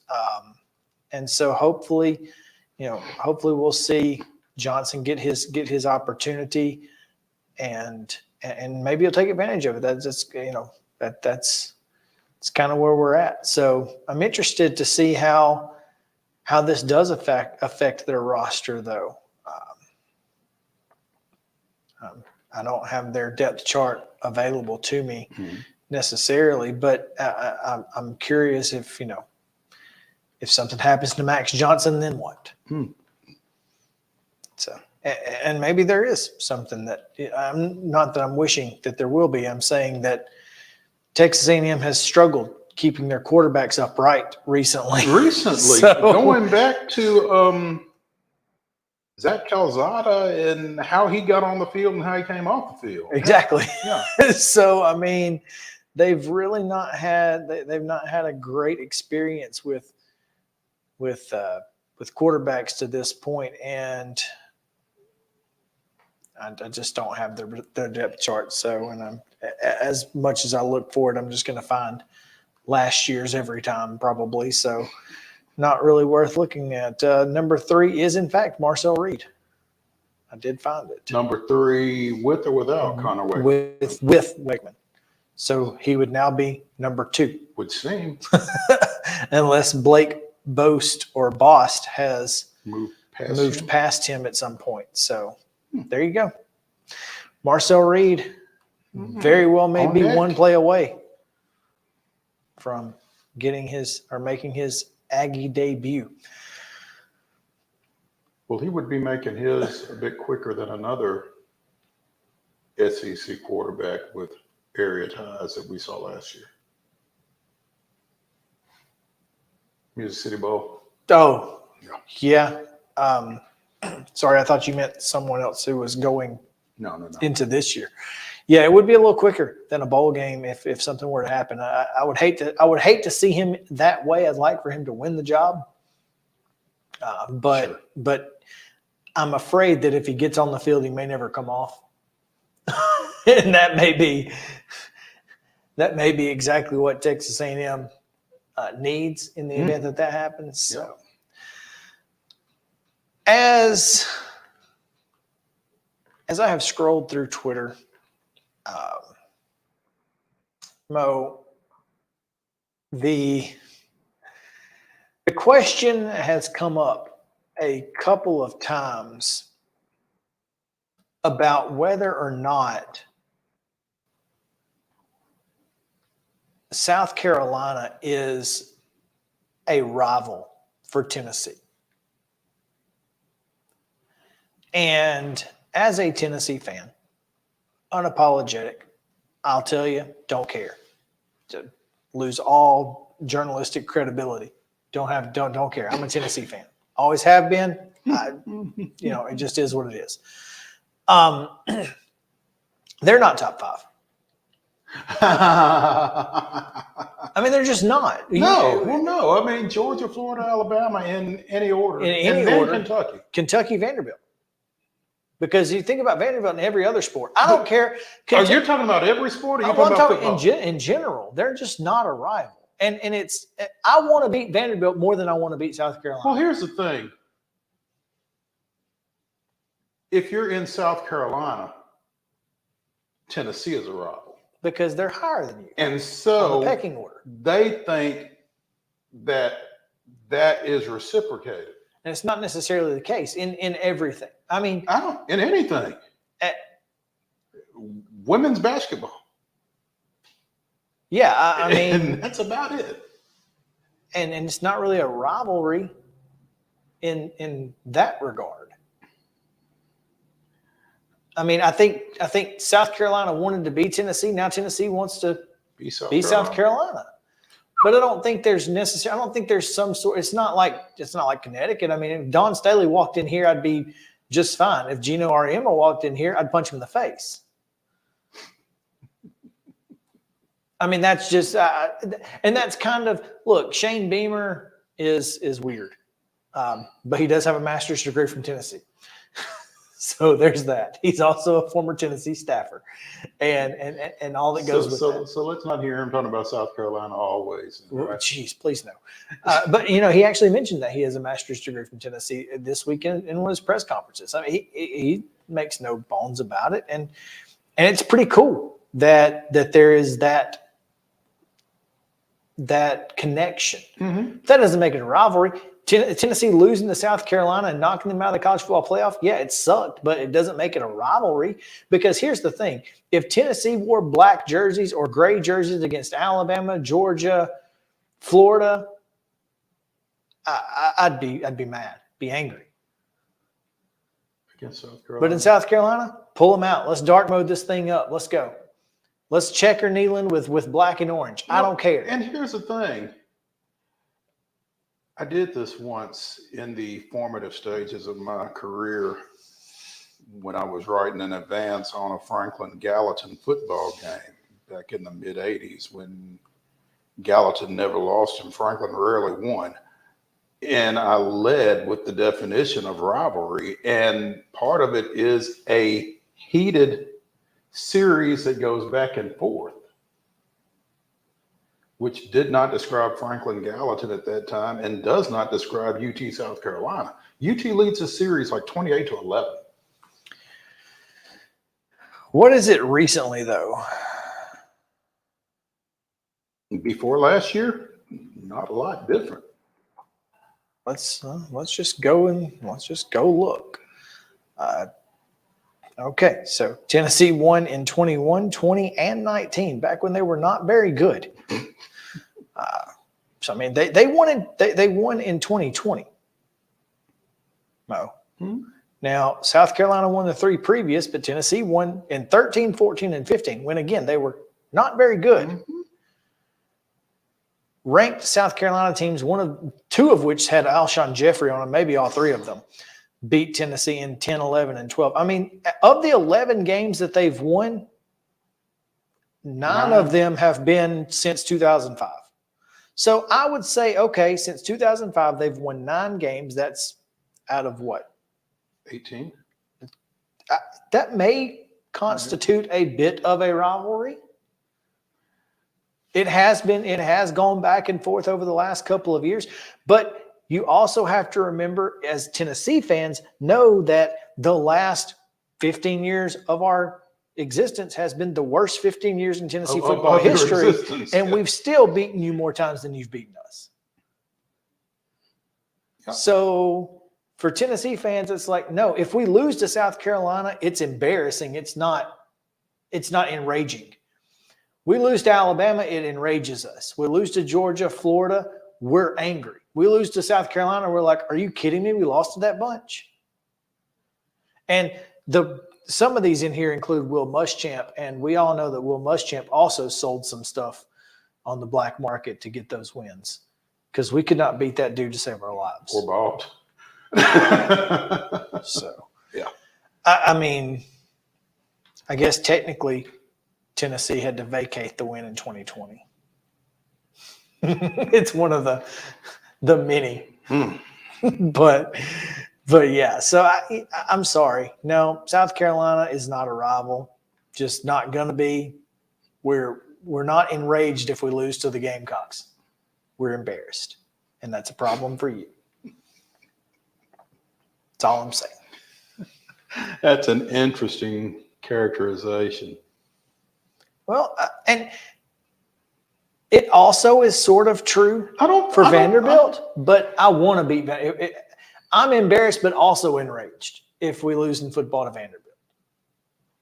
And I mean, that's just the truth. Well, it's not me taking a shot at Vanderbilt. It's that's the fan in you. Yeah, that's the fan in me. You know, the objective observer has to realize that there was a stretch when, because Tennessee was so bad, And Vanderbilt was good. Right. In that same stretch, it was, Vanderbilt capitalized on Tennessee's mediocrity. Right. As well they should have. I saw something the other day. Get your thoughts on this. Tennessee's defense has struggled. Tim Banks has not been great. Now, I know that the Jimmies and Joes also haven't been great next level. Mm-hmm. But what would you think about Derek Mason as a defensive coordinator at Tennessee?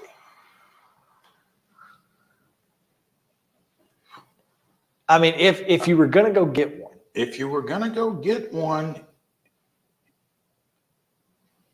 you could do worse, for one thing. Clearly. We've seen worse. I mean.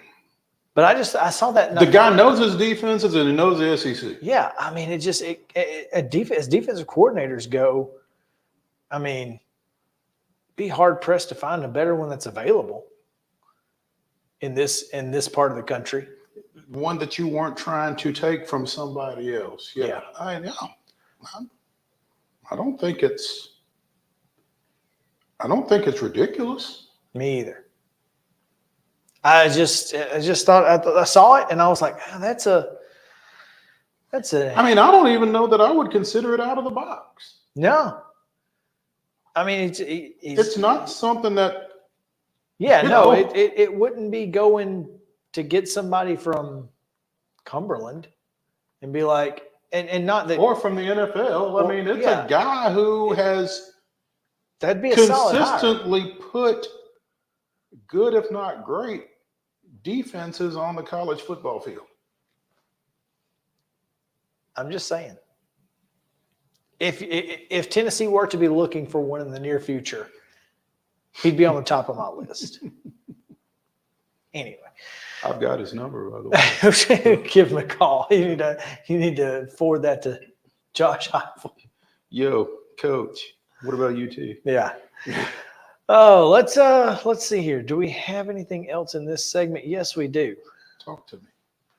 27 FBS programs are undefeated currently. Oh goodness. I'm gonna go through them one by one. You have them. I have them. I'm gonna go through them one by one. Mm-hmm. I'm gonna give you their next game, and you're gonna tell me if they're gonna be undefeated after this week, and if they're gonna be undefeated at the end of the year. Okay. All right. All right. Duke Blue Devils, Notre Dame at home. Are they undefeated after this week? Man, you know I got such a blind spot regarding Notre Dame. It's not even fair that this is the first team that you asked me about. It's in conference order. That being said, I don't think they're going to be undefeated after Notre Dame. All right, Louisville. I would love to be wrong, though. Sure. Louisville is at NC State this week. Are they undefeated after this week? No. All right. Miami is at home against Georgia Tech. This is almost as bad because you know how much I love Dante Smith. Yeah. Miami, and I'm a big Brent Key guy. Miami is still undefeated after this. Are they undefeated at the end of the year? Probably not. All right. Florida State. What the rest of the schedule looks like. Well, they got to play in the ACC championship game against this next team. So either one of these two can't be undefeated at the end of the year. Florida State and Virginia Tech. Virginia Tech's awful. Yes, Florida State will be undefeated at the end of the weekend. Well, they're next week. They are actually off this week. They'll be undefeated after their next game. Yeah. Will they be undefeated at the end of the year? I mean, and not – I'm saying going into the playoffs, not they're going to win it all. Are they going to be undefeated coming out of I think we looked at their schedule earlier in the year. I think they got a pretty good chance of running the table into the CFP. Yeah. That being said, North Carolina – October 7th against Syracuse. Both of these are undefeated, by the way. So Syracuse will not be undefeated at the end of that game. They also won't be undefeated at the end of their next game at home against Clemson. They might. I don't know. It's going to be a good one. North Carolina is better than Clemson. Yes. So. I don't know how long North Carolina is undefeated, but they beat Syracuse. Syracuse does have Clemson this weekend, so are they undefeated this weekend? No. Okay. So they lose to Clemson at home in the O-Dome? Yeah. I think they do. All right. Kansas at Texas this weekend. Didn't Kansas win the last time they went to They Austin? did. So I don't think they can go to Austin Jalen 2 Daniels, times though. in a row and win. You know me, I hate this Texas is back thing, but I think they'll come up with enough to beat Kansas. Yeah. all right, I'm with you. But so Kansas will not be undefeated after this No. weekend. Oklahoma against Iowa State at home this weekend. Yes, Oklahoma will be undefeated. Will they be undefeated at the end of the year? No. All right. Texas. We've got Kansas. You said they will be undefeated this week. Texas will be undefeated after Will the they be Kansas undefeated going into the college football playoff? game. I think they are. I think so too. I think so too. God, that kills me. And it makes me angry because I actually took them out of my college football playoff predictions and put in Florida State. I don't think Florida State is a bad pick, though. I No, think they could both I think be there. they're both going to be in. I just Yeah. wish I had both of them in. Yeah. Yeah. Ohio State is not. Are they? Yes, they are. I'm sorry. They beat Notre Dame. Maryland next week. Are they undefeated after Maryland? Talia Tungavailoa at the Horseshoe, though. They're tough to beat at home. Mhm. I think any chance that Maryland would have of upsetting Ohio State would be playing them in College Park. So, yeah, no. Is Ohio State undefeated at the end of the year? Do they play Penn State in the regular season? They do. They play both Penn State and Michigan. I didn't ask if I missed. Well, they got to play in Michigan, though, because they lost at home last year, and they've lost 2 years in a row now. I think it's about time for James Franklin to win something that means something. Okay. No, I don't think Ohio State is undefeated at the end of the year. You don't think Maryland is undefeated at the end of this week, so Michigan at Nebraska this week. Clearly, they're going to win that. Mm-hmm. Now, are they undefeated by the end of the year? No. Okay. Penn State, Northwestern this weekend. They will beat Northwestern. I got to go to Northwestern now. I don't think that matters. care. Okay. Well, you're wearing your purple today. I mean, That's not Northwestern. okay. End of the year, are they going to be undefeated going into the playoffs? I think they could be. All right. Liberty, their next game is October 5th against Sam Houston. They'll beat the Bearcats with a K. Will they be undefeated at the end of the year? Conference USA. Conference USA. Conference USA. I would love to tell you that my Blue Raiders are going to go up there and come back with some flame scalp, but I can't feel it. Liberty probably They does get go their undefeated. they get their toughest games at home. Isn't that the way it always It works? feels like it. Yeah. Liberty might run the table. Do they get into they don't get in the playoff. They get a New Year's Six. Do they get the New Year's Six bid though for the G5? What's Tulane doing? I mean, Well, do they get it lost again? Ole Miss, but they didn't have their quarterback. So does that factor in? And of course, you got Fresno State, who also is undefeated, and we'll talk about them in just a second. Yeah. So no, probably not. Conference USA doesn't have that pool yet. Not yet. Air Force, San Diego State this week. Ooh. Where? It's at home. At Colorado Springs? Yes. Air Force with Troy Calhoun and with what they do offensively is so tough to get ready for in a week. I think they win this game. And this is the best offense that they've had in a long time. They scored 45 points last week. Yeah. They're scoring points with this offense. Mm-hmm. They're not just running it and trying to run out the clock and beat you, 20-17. No. This team is scoring points. Yeah. I think they could be undefeated by the end of the year.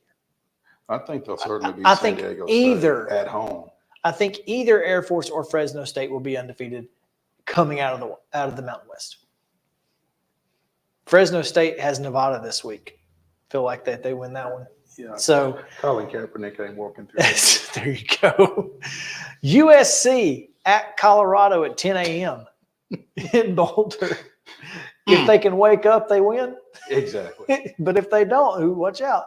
Now, is USC in that vaunted Pac-12 undefeated by the end of the year? You got Washington. You got Washington State with Cam Ward. You got.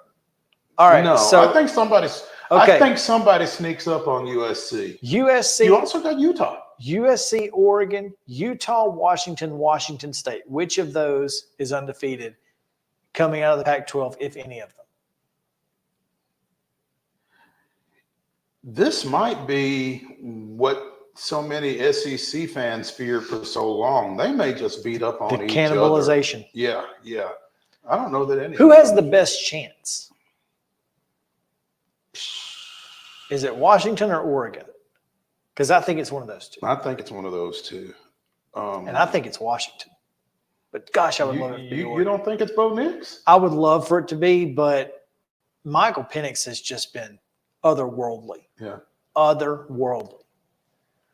So, Georgia, do they beat Auburn this weekend? That's in Athens, right? It is. No, it's in Auburn. It's Jordan Hare at night. Bad as they've struggled. The juju and Jordan Hare. As bad as Georgia has struggled, I still think they're better than Auburn. Oh, they're definitely better than Auburn, but that's not always been a factor. I think Georgia beats Auburn at Auburn. Are they undefeated by the end of the year? Do they go to the college football playoff undefeated? You know, it's interesting because if you remember back at SEC football media days, there were any number of people willing to tell you that Tennessee was going to beat Georgia in Knoxville this year. I still think they could. As poorly as Georgia has played, you're in Knoxville, and who knows? Maybe being in Knoxville makes a difference. I think it does. So I certainly am less confident in that game than I was before the season started. But the way Georgia has played has not your confidence. Yeah, it's not made it go away. So there's that. Yeah. I don't think Georgia's undefeated by the end of the year. I think somebody gets them. Whether it's Missouri, South Carolina, somebody they're not supposed to lose to, which they already lost. They already beat South Carolina. But Florida? If it's a team, it could be Florida. In Jacksonville? I think somebody they're not that they shouldn't lose to probably gets them at some point. Kentucky has Florida at home.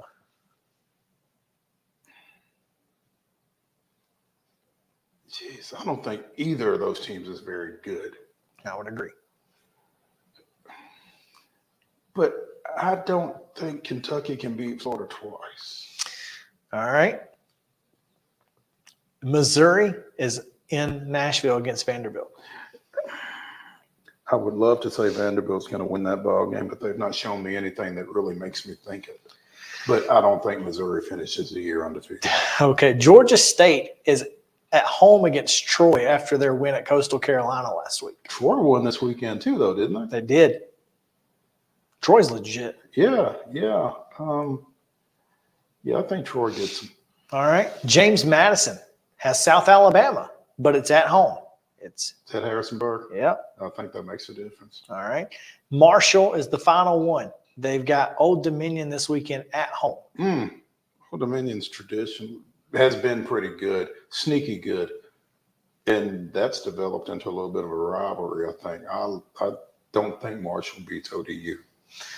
All right. There you go. That's interesting. 27. 27. Let's revisit this and see how many more there are, or how many we think. We think Florida State. We think Penn State. We think either Air Force or Fresno State, either Oregon or Washington, and then that's it. Yeah, that finished the year undefeated. And Texas. And Texas. Yeah. So there you go. Should be interesting. Let's take a break. When we come back, another interesting discussion that we came up upon on Twitter. Head coaches who have won national championships. Who are the 5 worst? We'll get into it right after this on Main Street Sports Today, presented by Mid-Tennessee Bone & Joint. Stick around.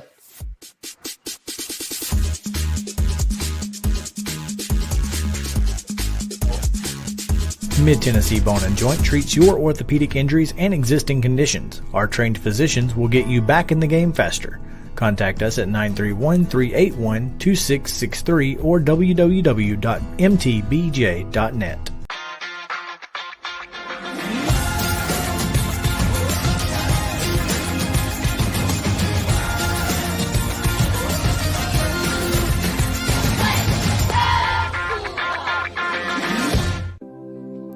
Custom Stone Handler supplies over 600 distributors and suppliers with quality stone products. Along with River Stone, we produce and distribute over 100 building, landscape, and other bulk products. Our goal is to provide quality products, service, and partnerships to ensure our customers' success. We firmly believe that the measure of any person or company is how they treat other people and customers. Give them a call at 931-490-4990 or visit CustomStonehandlers.com. Mockingbird Title and Escrow is an attorney-owned and operated full-service title company in Middle Tennessee. We get your deals closed without worry and fuss. We're a family business that offers the highest level of expertise in our industry when it comes to closing and funding your real estate transactions. And it's a job I really love. I'm passionate about this. I'm enthusiastic about this. I like to think we're pretty well-rounded and can deal with a wide range of needs and a wide range of clients. Call 615-274-8698 today. With Lee Company technology, the best handymen are hands-off. Lee Company techs have been using visual findings and other smart technology tools for years to add transparency and virtually take customers along. You see what we see, whether we're in a crawl space or on a roof. With Lee Company, technology helps us help you, no matter what's happening in the world or at your house. Piggly Wiggly, located in Neely's Mill Shopping Center, is Columbia's locally owned and operated Cost Plus 10 grocery store dedicated to serving the community with low prices and smiling faces. Piggly Wiggly offers fresh, hand-cut meats daily as well as daily hot plate lunches from their deli counter. You're certain to see smiling faces and a helping hand when you're here at Piggly Wiggly. Come by and check out our fresh produce, high-quality meats, and more. Down home, down the street, we'll see you at the Pig. Mid-Tennessee Bone and Joint has been the official sports medicine provider for Maury County Schools for more than 40 years. We specialize in orthopedic service, and our Ortho Quick Walk-In Clinic lets you bypass the ER. Visit us online at www.mtbj.net. This is Chris Yao with Main Street Sports Today. Every show, Mo Patton and I welcome friends from all across the sports landscape, from high school coaches and reporters to national, college, and pro sports personalities. You never know who might stop by for a chat. She's on Thinking Out Loud, presented by Regions, and Out of Pocket with Alyssa Lang. It is, in fact, Alyssa Lang. I'm a little nervous. I'm going to lower the bar for guests now. Oh, no. Apologies in advance. It sounds like SEC Commissioner Greg Sankey. You got that radio voice. I do. It's a good sounding. Thanks for radio too. As do we. And then here's the other thing. You guys, you're spot on with the name. Everybody wants to be on Main Street. Everybody wants to be on Main Street. So, and we reach every main street in Middle Tennessee, Coach? Yeah, that's it. So Perfect. when you are on Main Street and you are moving, you gotta love it. Like you're moving. I was impressed. I'm glad someone.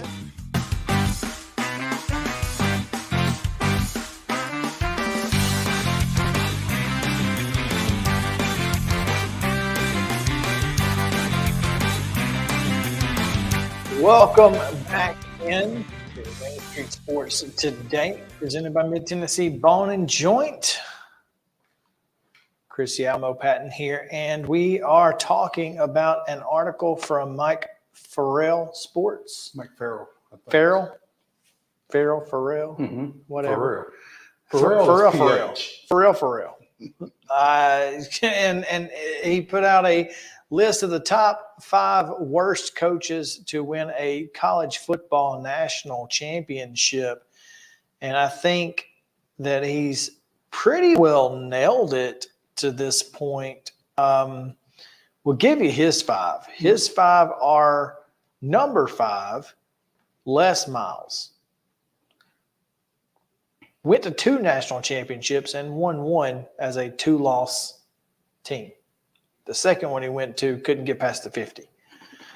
Larry Coker, head coach of what is quite possibly the greatest college football team in the history of time. Gene Chizik, who rode Cam Newton and nobody else to a national title, not a single player on that offense outside of Cam Newton took an NFL snap. Wow. Not one. Wow. That's remarkable. That is. That is. Number 2, Jimbo Fisher. I mean, tough to argue. At this point, pretty tough to argue. And number 1, Ed Orgeron. Now, I'm going to say this about Ed Orgeron. Mm-hmm. I don't think Ed Orgeron is a very bad coach. I don't either. I think Ed Orgeron is not even close to number 1 on this list. Mm-mm. I think he's probably on a top 10 list as far as he might be on a top 10 list, but I don't think he's on top 5 list. But this dude has been now, again, we're talking head coach only, but when he was at USC after Steve Sarkisian they should have kept him. Left, they absolutely should have kept him. They should have kept him. They really should have. Because dude was he I mean, if they'd have kept him, then they don't have to go through the whole Clay Helton situation. Mess. And yeah. And they should have kept him. Ed Orgeron had USC playing right after that whole debacle went down. I think Ed Orgeron's persona, I think the optics, I think the way he talks, and I think people underestimate Ed Orgeron. And it makes him an easy target. Mm-hmm. And so I don't think Ed Orgeron. I think he catches a lot of flack that he doesn't deserve. Now, his post LSU shenanigans don't help, but But that ain't got nothing to do with how well he coaches. Nope. Ain't got nothing to do with it. So leave the man be. I think as far as football coaching goes, I think he's a fine football coach. I don't think he belongs on this top 5 list. No. Now, Jimbo Fisher, we said, hard to argue. Gene Chizik, 5-19 at Iowa State. You know how I remember that? Because Charles Barkley told you? No, because I remember the video of him getting off the plane, and there was one guy at the airport going, 5-19, 5-19. And he was angry about it. Yeah. Speaking of Charles Barkley, did you see what he said on the next round this morning? I did not. Oh, man.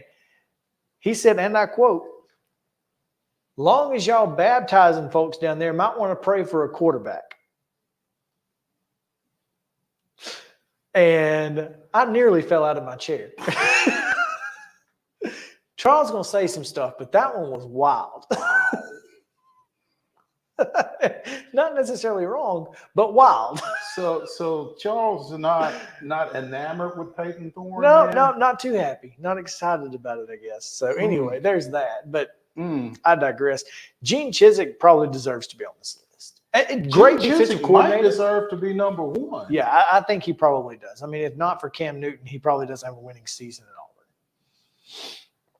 Larry Coker, that's hard to say. I mean, I don't know. I don't necessarily understand the Larry Coker hate. I mean, yeah, he took over a loaded ball club, but sometimes the best coaching is no coaching. I mean, when you got that much talent at your disposal, just get them to the game and get out the way. He went 12-0, 12-1, 11-2, 9-3, 9-3, 7-6.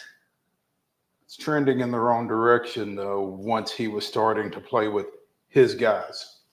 Yeah, I will agree with that. 4-6 at UTSA in his first year, 8-4, 7-5, 4-8, 3-9.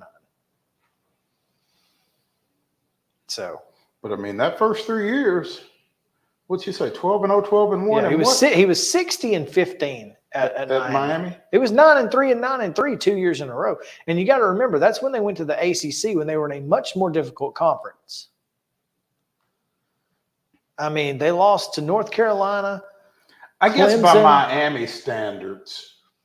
Yeah, I mean, you certainly don't expect to lose to North Carolina as the number 4 team in the country. They lost to Clemson as well at home in overtime. Of course, that was the first year of Clemson that was the Taj Boyd Clemson era. So kind of hindsight's 50-50 there. And then they lost to number 10 Virginia Tech 16-10 at home. That was Frank Beamer though, right? That's Frank Beamer, and they were number 10 Virginia Tech, number 9 Miami. It was supposed to be a great game. They beat Florida State. They beat Florida. I mean, pretty good year for them, but not, coming off of 12-0, 12-1, 12-0. Right. And then the next year they lose to Florida State. They lose in the Peach Bowl to LSU, but they beat Clemson. They don't play Florida that year. So it lost to Georgia Tech as well, 14-10. Again, at home. So, and then the 7-6 year was pretty tough. I mean, that's Florida State, Louisville, Georgia Tech, Virginia Tech, and Maryland, all ranked losses. But they did win the MPC Computers Bowl against Nevada. So there's that. Anyway, I don't know. I just don't think Larry Coker is ish on that list. I don't know that I don't think he deserves to be behind Les Miles. I think Les Miles won because Les Miles was at LSU. Mm. And I think that me and you could win at LSU. I really do. I'd love the chance. Just give me 1 year. Just give me 1 year. At whatever y'all are Brian Kelly is making. Yeah. Whatever y'all are paying Brian Kelly just one time. And show me what door you want me to go out. And then let me. I think we could be. I think you could win 8 games at LSU just being at LSU. I really do. I think that. I think Les Miles won because he was there. So that's his 5. Is there anybody else you would put on that list?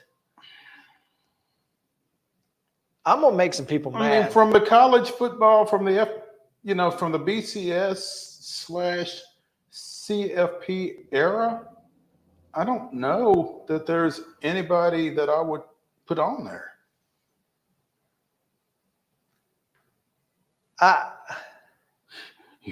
You're gonna make some people mad. What else is new? What? Danny Ford.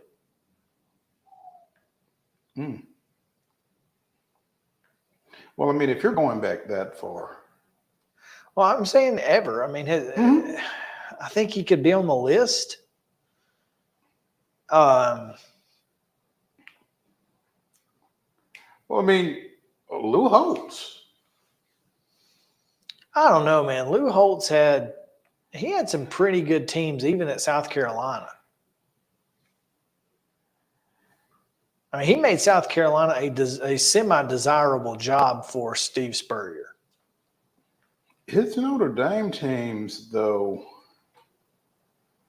I mean, they were loaded, but he loaded them.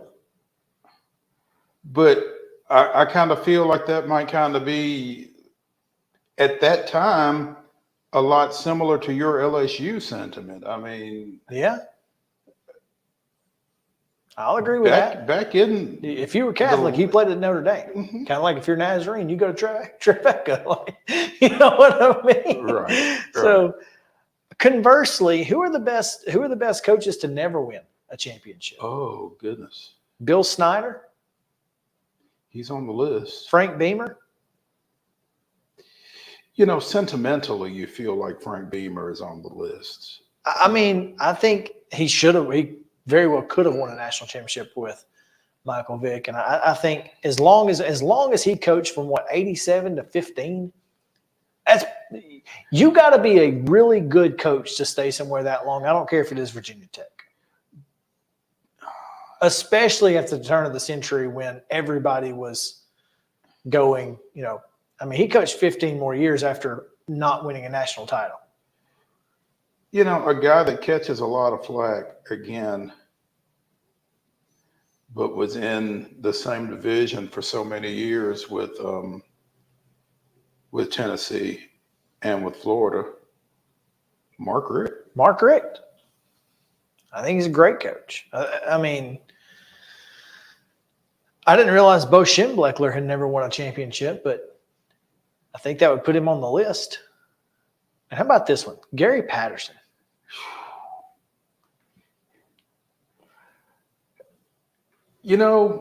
I never felt like TCU was a national championship caliber program when Patterson was there, but I think he certainly elevated them. I think if he were at a place like LSU or even a place like Texas, he could win a national championship. Yeah. That, I think, is the key, is he made Texas Christian worth watching. Yeah. He brought them from the WAC with LaDainian Tomlinson into the Big 12 and made them respectable in a Power 5 conference. Absolutely. So if you had given him a different team, I think he'd probably take somebody, even like an Oklahoma State potentially, to a playoff occasionally. Mm-hmm. Anyway, let's go to Wild and Wacky, the weirdest and wildest news from across the world. Well, some news a couple of weeks ago was unfortunate, but things have changed, and we're back to the original because some names, Mo, are just the worst. And I'm talking about the Frankmobile. The Oscar Mayer Frankmobile held that name for less than 2 months. We are back to the Wienermobile, as God intended. I don't know, it's kind of like the new Coke or whatever it was. I just don't know why there was a Frankmobile to start. Okay, here's one. Exactly like New Coke. They changed the name so people would remember that the Wienermobile existed, and then changed the name back to the Wienermobile so people would be like, I got to go see the Wienermobile. That's exactly what it is. Because when New Coke came out and then Coke Classic came back, Coke sales went. Same thing. Yeah. Genius marketing. Well done to Oscar Mayer, OSCAMAYER. Mo, the Volusia County Sheriff's Office down in Florida, we've got a sedan on I-75 near Gainesville in North Florida just before 4 a.m. on Thursday.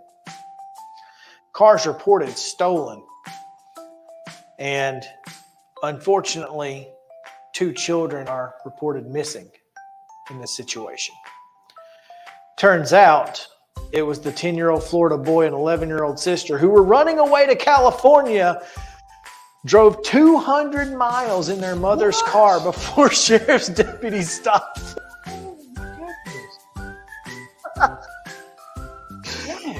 Who was driving? Yes. The children, he drove 200 miles?